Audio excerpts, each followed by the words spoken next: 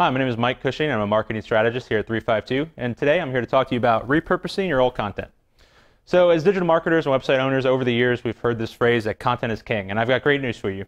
Content is still king, but it doesn't mean it has to be king of just one thing.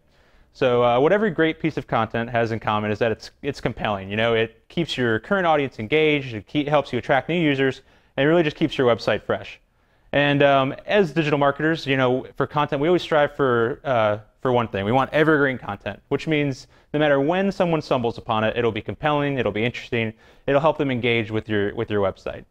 And you know, over the years since content is king, we've all pumped out tons of blog posts, tons of pictures, infographics, what have you. And the nice thing about content is it doesn't have to stay in the same form forever. And you know, as we're trying to stay fresh and keep users engaged, you know, sometimes everything needs a little bit of a facelift, and that's where your old content really comes in handy. You know, we've built up this huge treasure trove of great content, and you know, maybe now it's time to reuse it, recycle it, repurpose it. But really, what you're doing is rethinking it.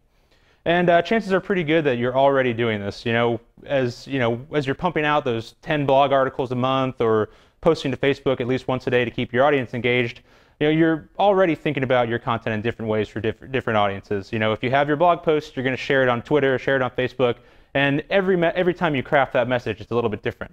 So as you move forward, you want to think about how you can maybe use a really successful blog post that you've had or a successful infographic or video, and think about what other content avenues you can drive that piece of content down. So a blog post doesn't have to stay a blog post. It can become a slide share, it can become an infographic, and an infographic could become a blog post or a video. So, you know, you have all that great content, but you know, so you can rethink of it in different ways. But what about new content? So when you're planning for the future, planning your content calendar, you know, what you want to really do is plan around an idea. You know, think about like the 5 to 10 things that you can really knock out of the park and really compel your users with. And then think about how you can use that content in different ways. You know, will this topic be good for a blog post? Will it be good as a video? Will it be good as an infographic, or all three? And so you really want to think about how your users are going to engage with that content or an idea, and then make it in a suitable way for specific audiences. You know, we always had those kids in class that, you know, one kid was good at learning by sticking his head in a book and never looking up. Someone had to have the teacher explain it to them 10 times. Someone was really good at just looking at, you know, a diagram or a picture and understanding the topic.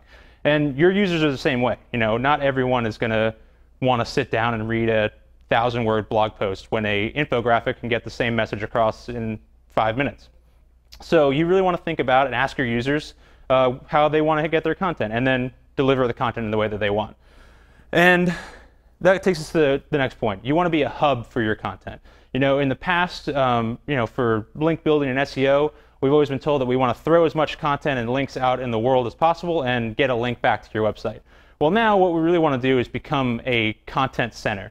You know, you want all the sorts of content to live on your site and engage with your users, and then have them share it out. So you're getting these nice links from your users based on content that really compels them and that they want to share. So, you know, you want that blog post to become an infographic, to become a slide share, whatever, but then also link back to your website. You want all that content to eventually drive users to you and also share your content to other people.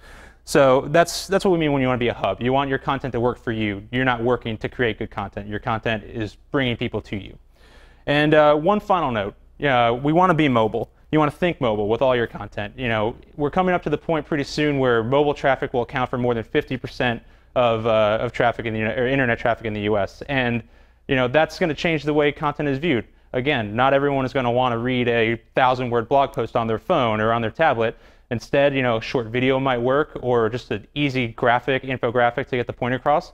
So you really want to think about how people are going to be viewing your content in the future, because if you want to stay evergreen, you want people to keep coming back and have it be fresh. So think about how your content can be used, think about who's going to be looking at your content, and plan accordingly. So that's repurposing your old content, and thank you for listening.